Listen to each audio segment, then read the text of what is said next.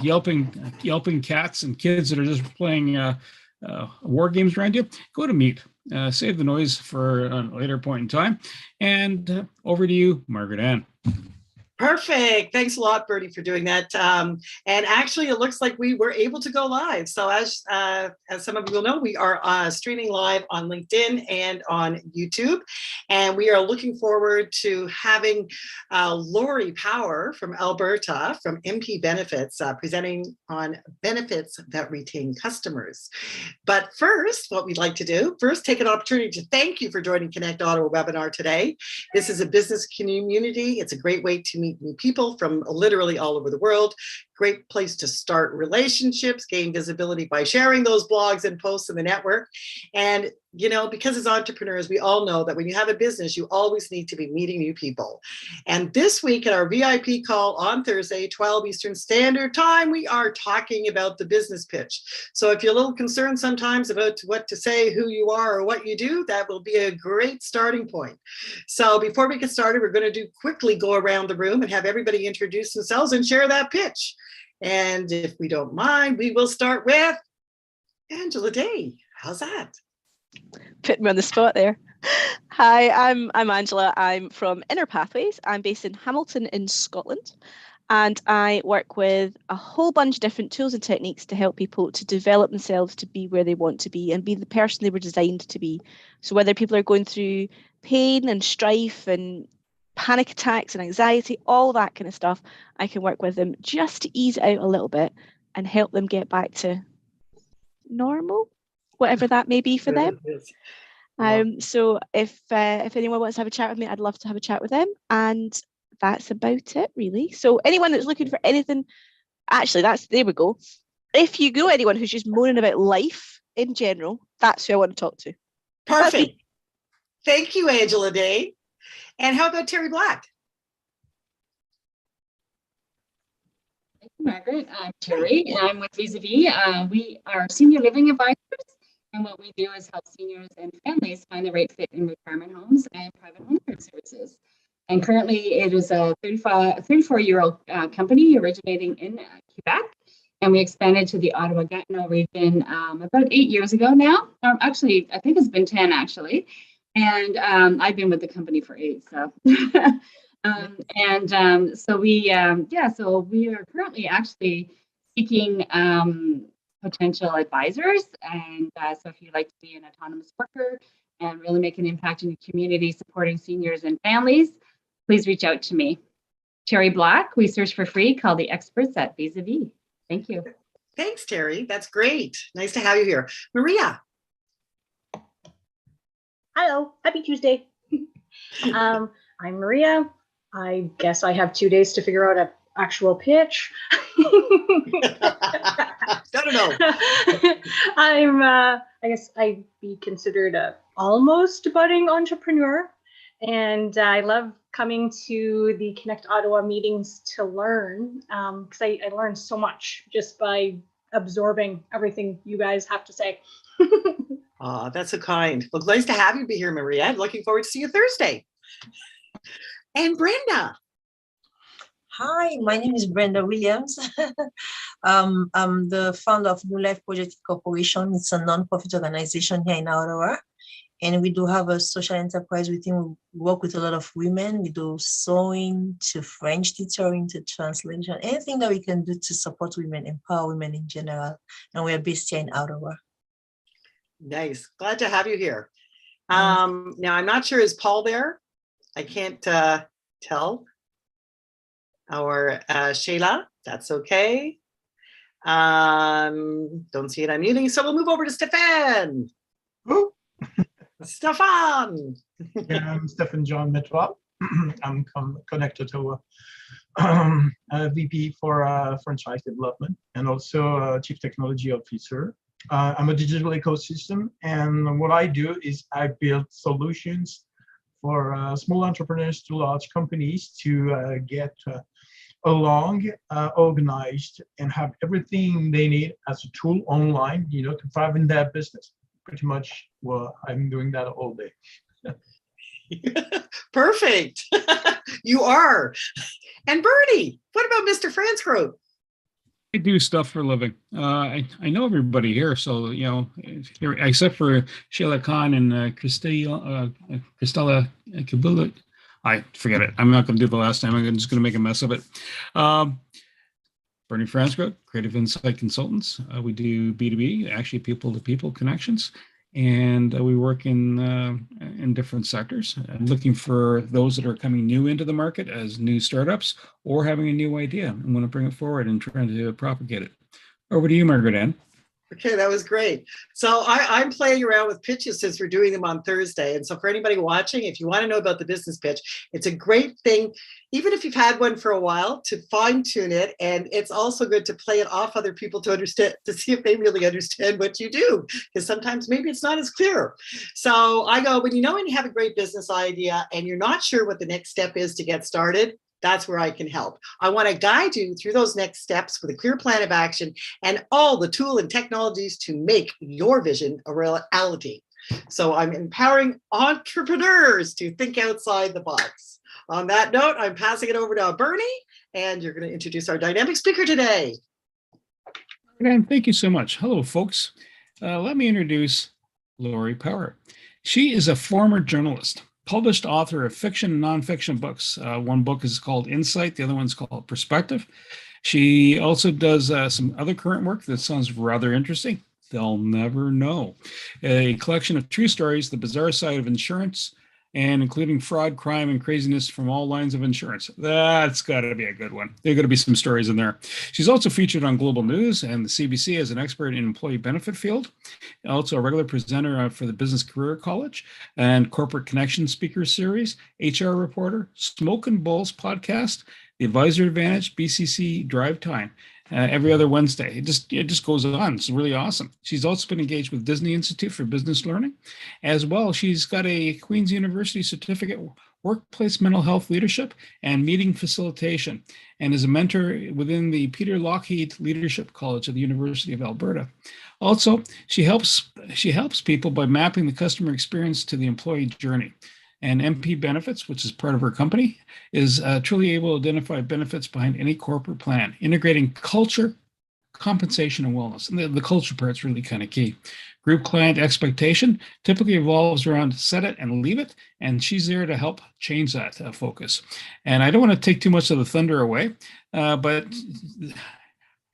how would you change the attitude if we were never able to map the customer experience, the employee journey, and know the benefits that are actually beneficial to boost compensation, increase revenue, reliability, create engagement, and foster culture? I'm stopping there now. Lori, over to you. Thank you so much. I really do appreciate everybody taking the time to come in today.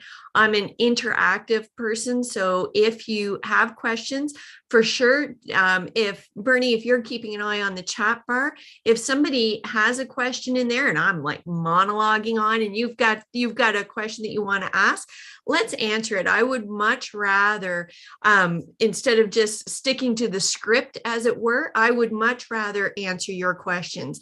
I'm going to start before I launch the presentation to reassure people that trades and small business are my bread and butter. I am not one of those benefit consultants that is there looking for large business. Everybody is vying for those large businesses.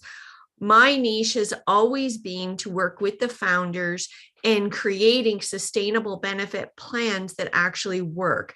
It's not enough to have your mission, vision, and goals if you are the only one in your organization that understands them. So how do you do that? You do that through being able to understand your benefits, to understand your consulting and where engagement actually happens.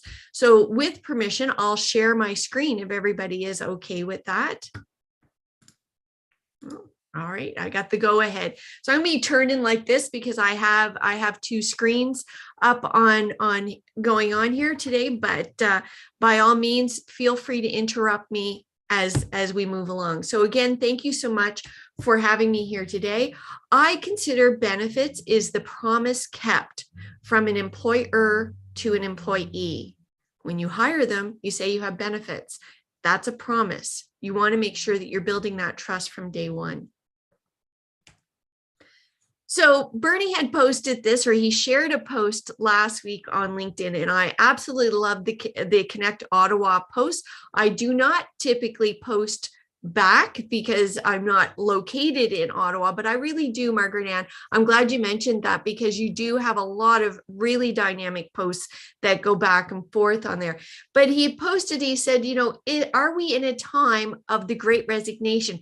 And that has so much buzz in the media, and everybody is catching on to it. And it becomes almost like an employee bashing session.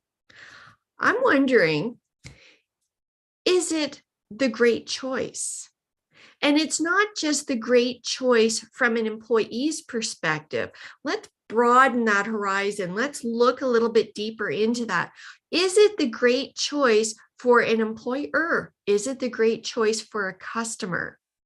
For instance, if you are a great employer and everybody in your organization understands and they get the culture that you're building, and they know that mission, the vision, the goal, they know what they're going to do, and everybody's vested, this Great Resignation doesn't impact you at all. You can walk away all day long and you can smile and say, that's for somebody else.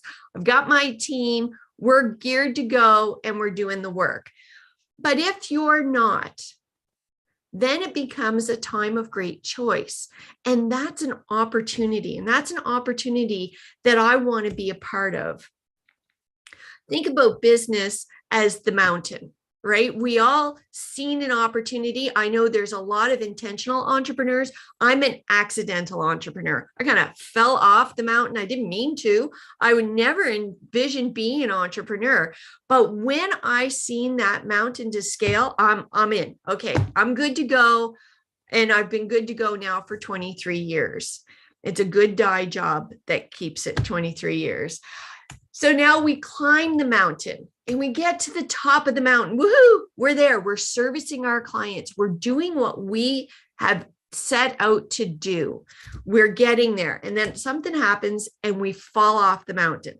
That's okay. That's the business loop-de-loop. And off we go. We're going to go back to scaling the mountain. We're going to get to the top again and we're going to fall off. And it's when we start to fall off repeatedly that we go, you know what? Are we on the insanity wheel? Have I missed something? Can somebody just shoot it to me straight? What's going on here?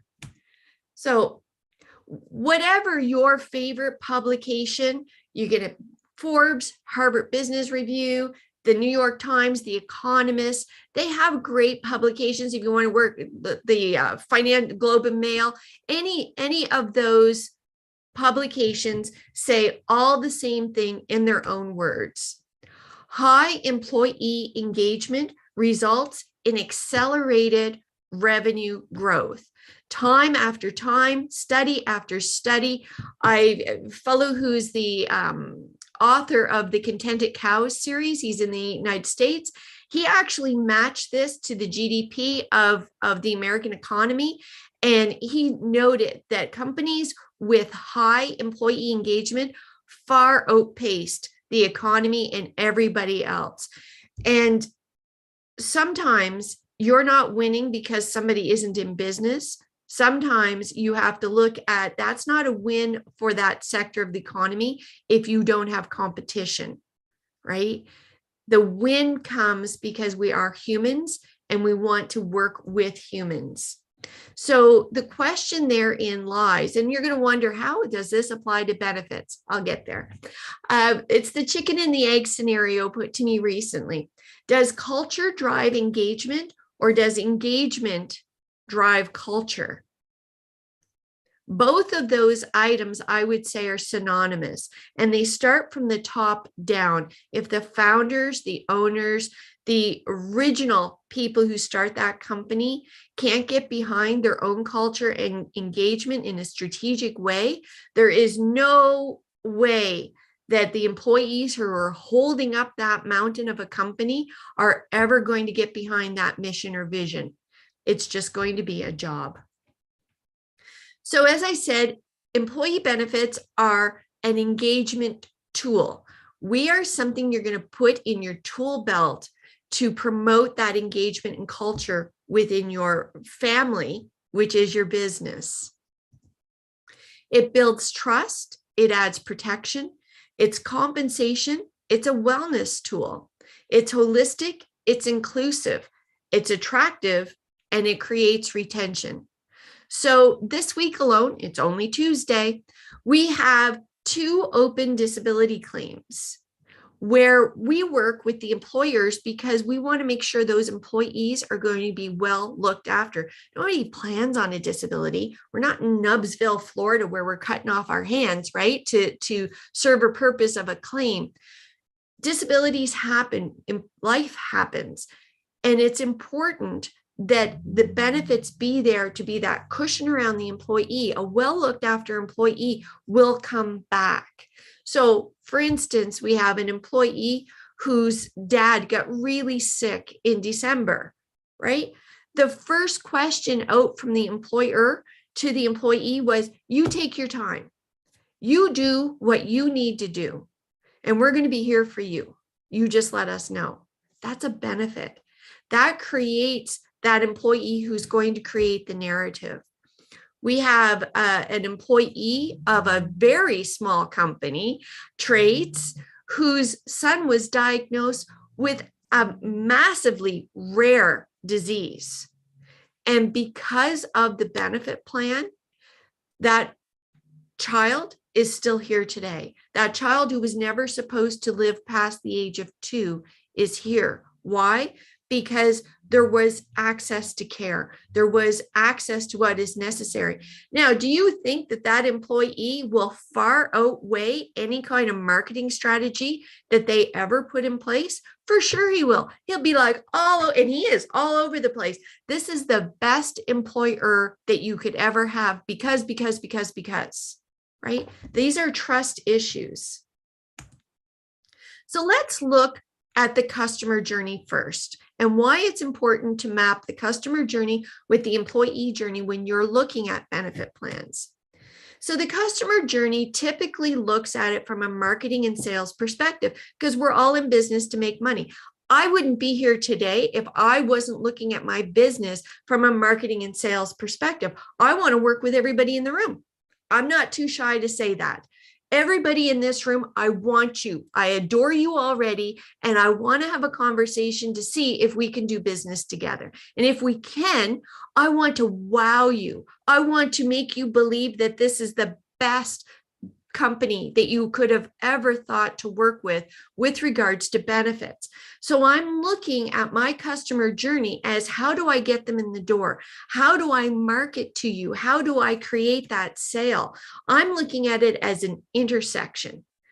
This is where you are, and this is where I want my employee to be ready to answer that door.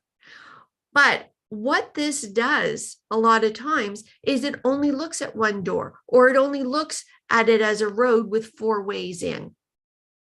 But that's not the way of it. Our customers view us from a number of different ways. And it's important to understand that.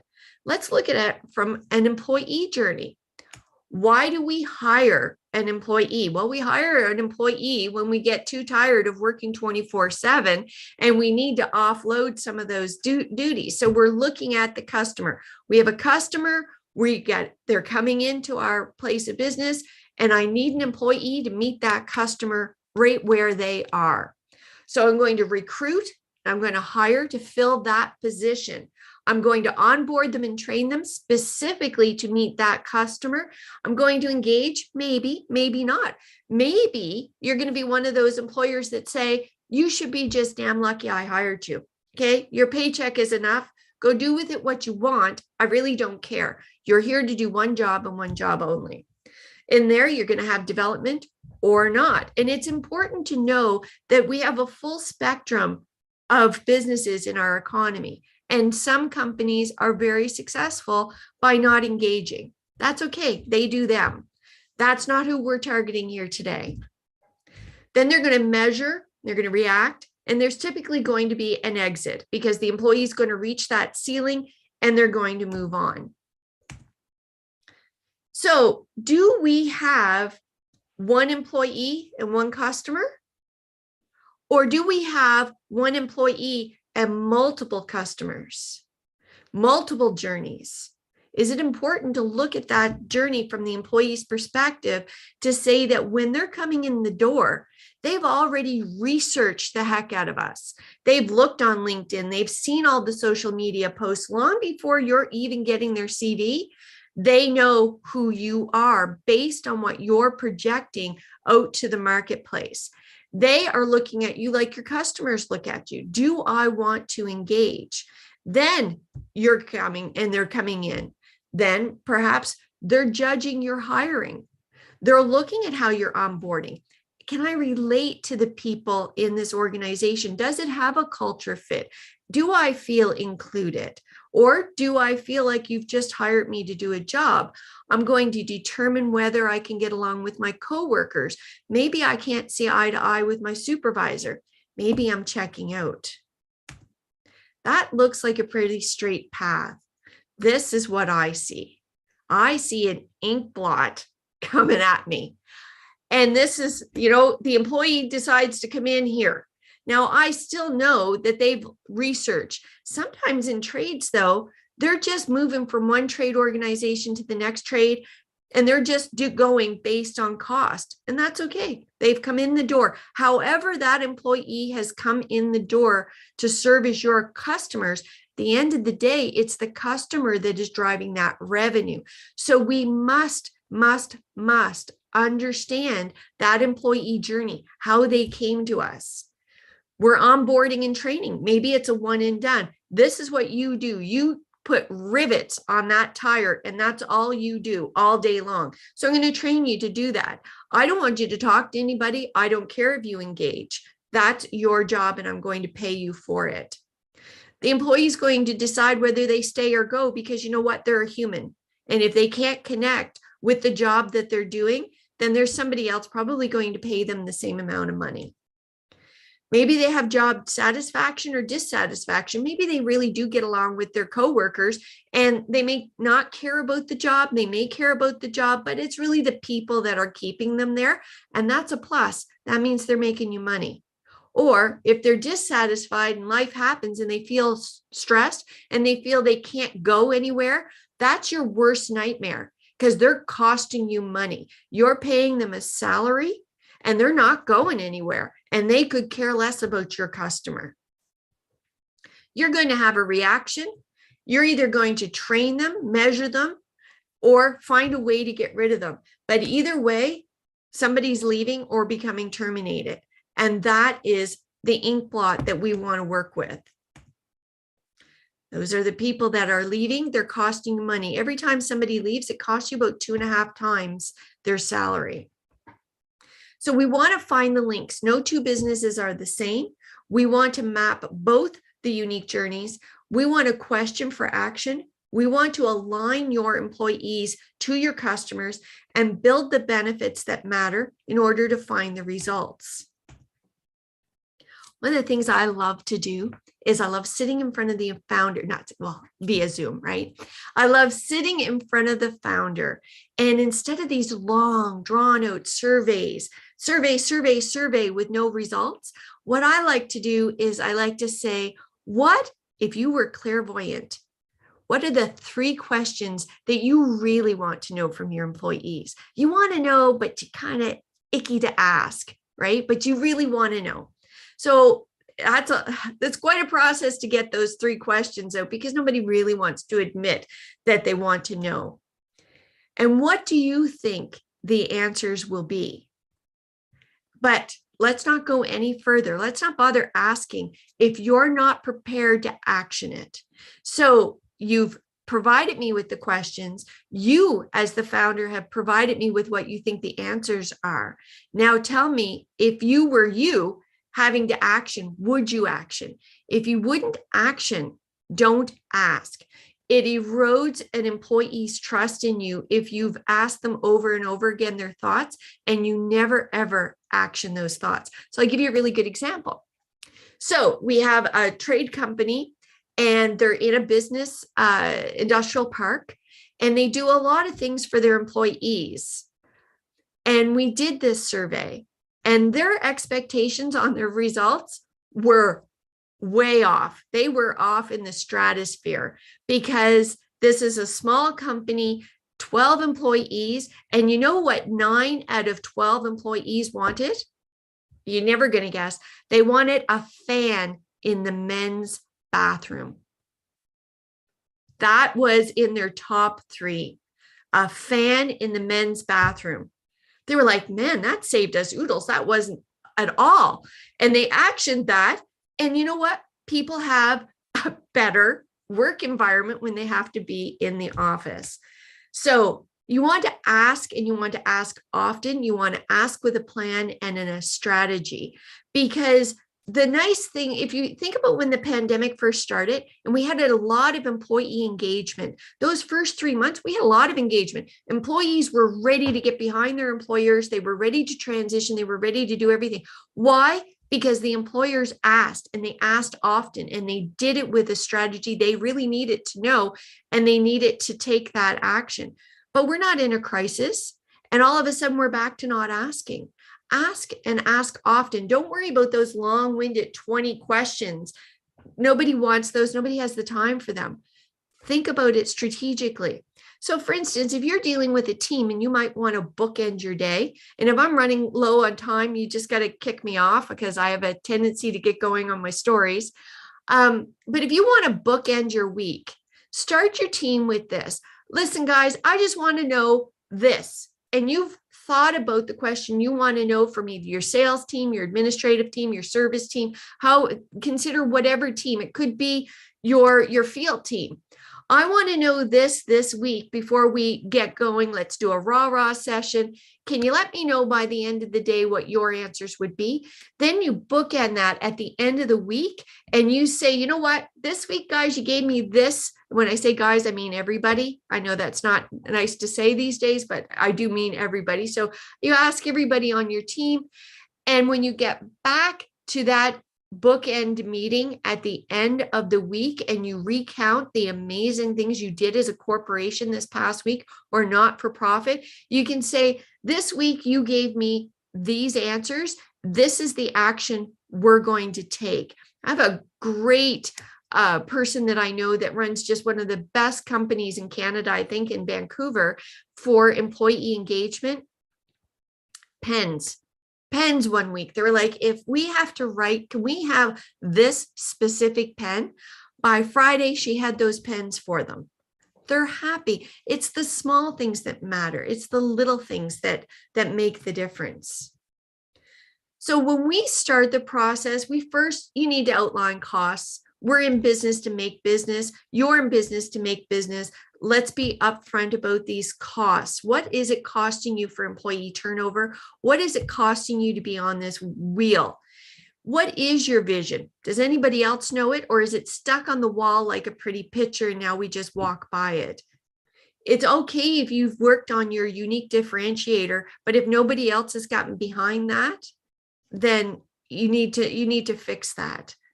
We need to understand whether we're meeting or whether we're communicating. Questions, survey for results, but action the details. Facilitating feedback, that is a big miss in a lot of companies, to facilitate that kind of feedback, to have an avenue where your team can provide that feedback. The best ideas for customer growth come from those feedback sessions. How is this good? How can it be better? What is your recommendation? It's not necessarily always change. Sometimes it's just working with the right pen. You want to infuse humor. I love humor in the workplace. People who are engaged are people who are able to smile. If we are walking into a situation where everybody is like deadly serious, like actuaries on insurance, and you want to watch paint dry rather than engage with them, that might not be the place for you. But if you have employees who can have a giggle once in a while, can laugh at their own mistakes, can say, you know what, when I was in that meeting and I told that person that we should have a look at dentists because it's hard to have somebody new in your mouth, and I realized that, where did that come from? But we can laugh about it because that wasn't what I meant, but that's the way the room took it. Okay, That's all right. We can laugh about that and move on. But it's okay to be humble, and it's okay to share that kind of humor. And we want to be consistent. We don't want to keep changing things up. So one week we're doing surveys, the next week we're telling them something. The third week we've got them on Zoom 5 days of the week. This is where we're going to start to build culture and engagement, is through that consistent strategic alliance with our employees to understand your customers and where they meet you. And from there, you can have no other recourse but to grow your revenue and your results. That's the discretionary effort. That's having employees in the room that actually want to be there versus employees who are in the room because they have to be there because of a paycheck. They're just costing you money at the end of the day. So sometimes we align, not sometimes, all the time. What we want to do is align expectations. Could be an employee assistance program through the anxiety. And now, hands up, anybody this week who hasn't seen, and it's only Tuesday, hasn't seen a news article on the mental health of Canadians. Anybody not see an article on that, right? Or pharmaceutical, people being diagnosed, disability claims, the results of the pandemic. What are the long-term results of the pandemic? How about people who've had it and they may be looking at long-term health situations? So these are realities that we want to align with. Sometimes, like Margaret Ann and I were talking about it, sometimes it doesn't have anything to do with a benefit package, health, dental, life, or disability. Sometimes it has everything to do with that engagement on leadership growth. Sometimes it has everything to do with, I have a really good friend of mine who always likes to recount how he started working for a company. He was there almost a year before he had sales training. He had sales training. It changed his life. Like the total trajectory of where he went after that was night and day. He's like, all I did was cost my employer money that first year. So sometimes it's training. Sometimes, Stefan could relate to this, sometimes you're introducing new technology into a company and you haven't taken the time to train your staff. You said, hey, I'm so excited. We have a new CRM. Woohoo, we're off to the races. We are technology bound. We are now the technology company of choice. And your employees are like, yeah, okay, that's great. Thanks. How do I use it? Right? Sometimes when we go through that journey, what we identify has nothing to do with a benefit plan, but everything to do with benefits, because benefits are encompassing that employee journey. And fun. Always remember the fun. So why add consulting? Well, I do have a bit of experience. Like I said, it's a good dye job that keeps me young. That and Zoom, Zoom has the greatest feature of like photoshopping you. That's like, you see me in person, it's like we're looking at raisins, but in Zoom, I'm like, oh, this is fantastic. I love it. Let's keep this plastic face going, right? It's not really plastic. I'm putting you on, having a bit of fun with you, but that's what it is. I have a lot of experience working with companies that have a substantial amount of turnover, and that turnover costs them money. And it was after looking at this year over year over year into another decade to say, listen, is there a way that we can help promote that engagement? Is there a way that we can work with your culture and create something that is more sustainable? I love my clients to bits and pieces. They are parts of my family because they have been with me. So many of them have been with me that full 23 years of my journey so far. And when I love being a lifetime learner. And when I'm learning, I love to share it with them and say, hey, they're like, oh, what'd you do this week? Yeah, go ahead, tell us. And I like sharing that with them because if you can take away a nugget, that's another nugget to your gold pile that's going to create that engagement for both your customer coming in and your employee where they meet, and it's going to blossom into your revenue stream.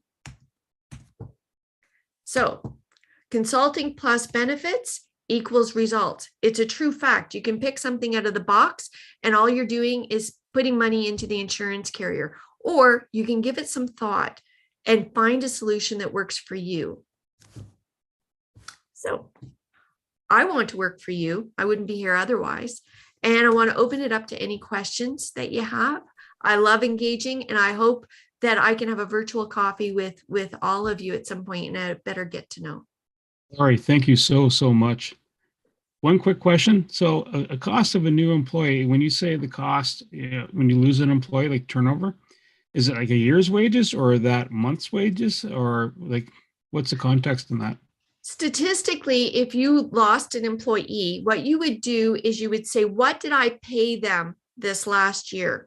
And statistically, and it stands to, it holds no matter how you look at it, it costs you 2.5 times the salary, the annual salary of that employee to replace them.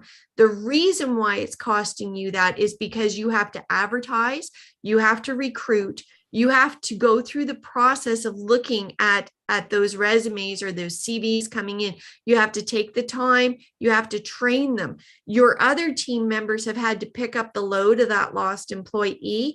You have to take the time to get them engaged with their employees that are their customers that they're going to serve. And some of your customers may go elsewhere because you have replaced the person that they were used to dealing with. So employee turnover costs a company significantly, and it's 2.5 times the annual salary of the one that you have lost. And by the same token, Bernie, if you have an employee who is not performing and you're just keeping them to warm that chair, they are equally costing you money, and I might hazard to say that they are costing you even more money.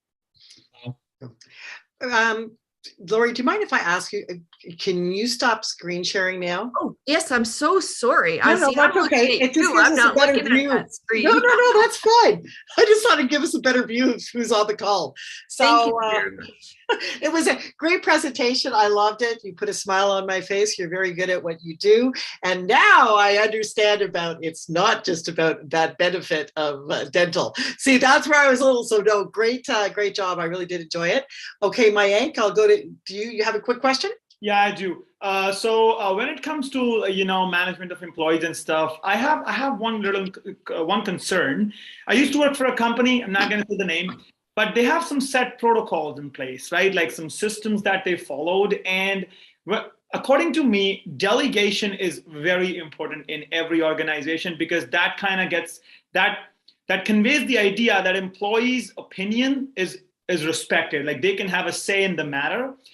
And I know companies have policies and systems in place, but when I was working there, even when you have a very solid suggestion that might benefit the objectives, the financial objectives, or even the other objectives of the company, sometimes they don't even give you a chance to talk, and that tips the employee off, and it leads to the employee turnover. Like it leads to the employee leaving. So I would say, I'm not telling the company to delegate like every task and give them all the powers to run the show, but I'm just saying that, like, have them at the table once in a while. For example, in any grocery stores, it's not the manager who's working all day, it's the employee, right? So when you are working all day in the produce department, you kind of get better at managing stuff even better than the manager. I'm not saying he's not good. I'm just saying that the workers who are like getting their hands dirty 10 hours a day, they know a little bit better than the manager who's in the office typing and doing and placing the order.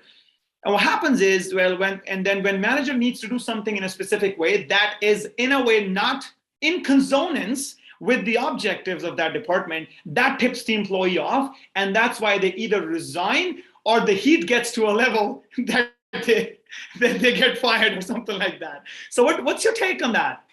Oh, you're 100%, and it's in every industry. I'll give you a good, for instance, is the technology push is wonderful, Stefan. So take this with a grain of salt as I mean it. The technology push in my industry is so much so that they don't give people choice. You're either using your phone or you're left out in the cold. So talk about being left out in the cold. Imagine being in Yellowknife. So I have clients in Yellowknife. Imagine being up in Yellowknife and you're and you can't use the technology. You can't log in. What is your recourse? So in that is exactly what you're saying. Somebody from on high has said, this is the way we're going to do it without any other choice. They haven't asked, they haven't listened, and they don't care. Well, they're going to lose those clients because they're not giving any choice. The best ideas for a company to create revenue comes from your people-facing people, not necessarily just your sales personnel, not necessarily just your service personnel, but the people who are facing the people. And you're 100% right. If you're at the checkout counter at the grocery store, and I choose to always go with the self-checkout, and I never go to the person who is the cashier, I might want to look at that. If my lineup for the self-checkout is as long as the building and I have 4 cashiers there that nobody's going through, maybe it's because the last time I went through a cashier, they were more interested in texting on the side and I didn't feel valued. So that might be an opportunity to engage those employees in a safe environment. And that's where that feedback bucket comes into play. It's not done well, but if you do that well, then you can have an opportunity for the company to grow and prosper and meet the customer where they're coming in. Yeah, I get it. And even the community events, if you work in a company, there has to be a day.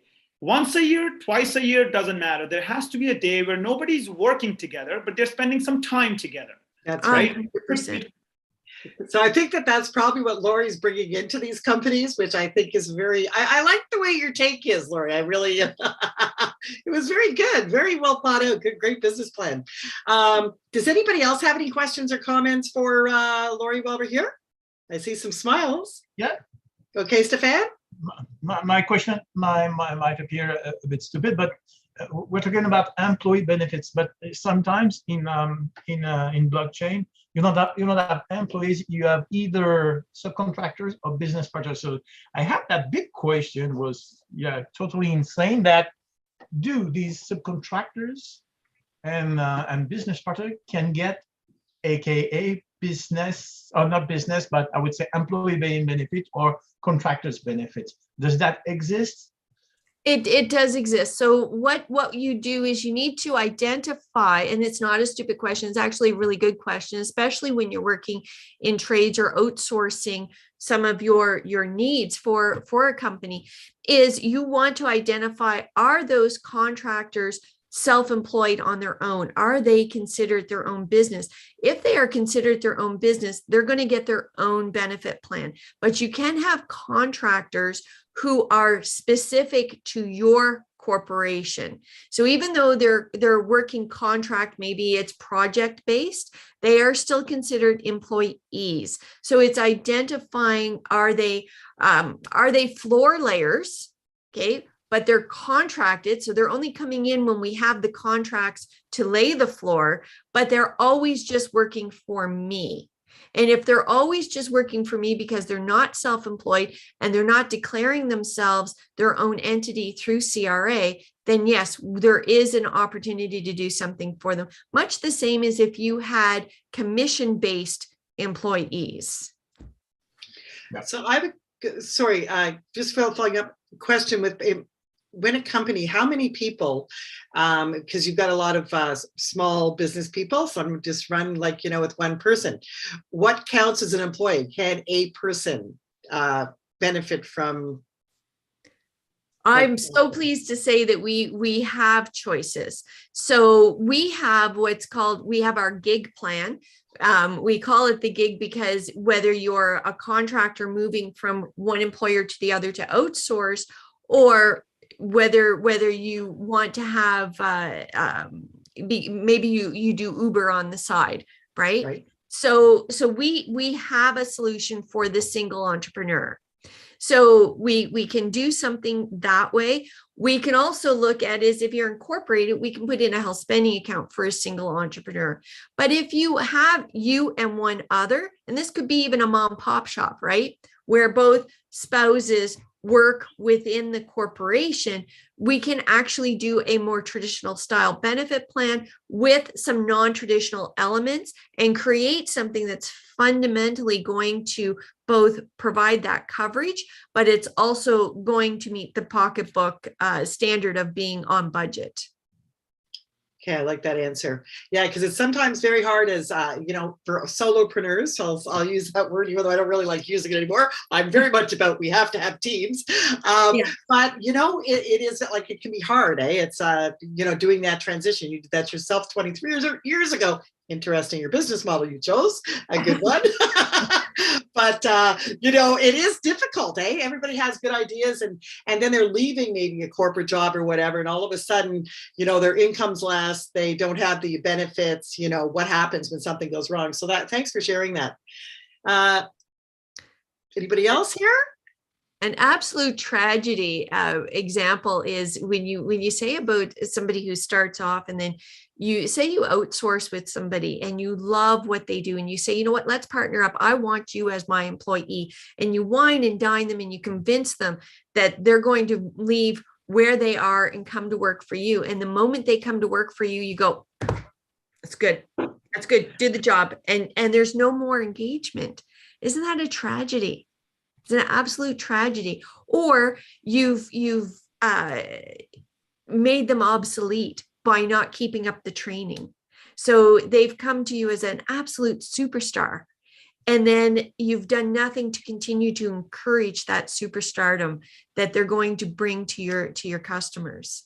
So those are the types of things that I have seen over the last couple of decades, that when you see a need, you fill a need. So that's what, and larger businesses have lots of opportunity to talk to people, whether they're doing it or not. But in this small business platform, we sometimes feel like we don't have anybody to turn to. And that's where I want to make that difference. Cool. I you know what, I like that. And that is so true, because sometimes with small businesses, as you start to grow, you're just like, okay, what's the next thing I need? I need this. And then when they come in, our expectations, it's not even, I don't think that, a lot of times we need to do that. It's just that position's filled. They were great. They can grab the bull by the horns and take care of it. But we're forgetting, no, we still need to nurture those relationships. And you know what? I'm not saying, I'm guilty of that as well. Because, we have so many things, in the fire, and then all of a sudden it's like, okay, boom, boom, boom, boom. And it's like, okay, now I understand I'm not even doing a good job or good service to anybody, because I am really about, what's the sense in asking a question if I can't provide a solution? And I love it, Lori, you nailed it, because so often we are afraid to ask the question. And it's just something as, yeah, I want a fan. Oh, yeah, my pen runs dry. And we're thinking this big convoluted thing, right? And isn't it interesting? It's the smallest of things. Sometimes it's even just, well, I just like to be acknowledged on a Friday, maybe I didn't miss a day of work. It's the stupid little things. We all want to be validated, right? So I love that. Hey, Terry, you got any feedback, Ms. Vis-a-vis? No, it was great information provided. Thank you so much, Lori. And let's talk after this. I would love to. I would love that opportunity. That would be great. Thank you. Okay. Well, on that note, I do actually see we are at 1:55. And so we do like to wrap it up and let everybody out of here by 2:00, because we know nowadays we are more scheduled in time management than ever before in our lives. But I want to ask you, top 3 takeaways. What would you like people to leave with from this call, Lori? Do you have 3 things that? Choice, and control. Those seem often like they're butting heads, but it is an opportune time. So opportunity, choice, and control. This is a time of great opportunity. It's a time of great choice for both the employer, the employee, and the customer. And you can control that with a strategy. Awesome. Thank you so much. You're amazing. And that's why nobody has much to say, because you did such a thorough job. Well, I really appreciate that. I do want to have a virtual coffee. So, reach out. Let's schedule that in. And Bernie, thanks a billion for having me in today. I really, it's been my pleasure to get to know you a little bit more. And Margaret Ann, I would love to have another coffee with you as well. Perfect. Okay, so on that, Bernie, do you want to share what's coming up again next week? What have we got happening? So I got a couple of things to share, but Laurie, great having you here. That was a really good presentation. It actually spelled out what I have experienced watching in a healthcare institution, watching people roll off the assembly line, so to speak, and going, wonder why they let that happen, right? And but not understanding the overall impact. So yeah, and then, again, that institution did a lot to also recognize people. They had imagine feeding 10,000 people a free lunch one day over in the summer. It was pizza, by the way, and needless to say, the pizza went well. Anyway, I'm going to stop there. I'm going to talk about what's going on. I'm going to put something in the chat. So if you're not a member of Connect Ottawa, there's a link for that. And if you keep going, you'll see the Thursday link for Thursday, where we're having our mastermind that Margaret Ann had just talked about previously. And next Tuesday, how do we get ready for your new normal? And that is that's a tax conversation with Hoy, and it should go over really well.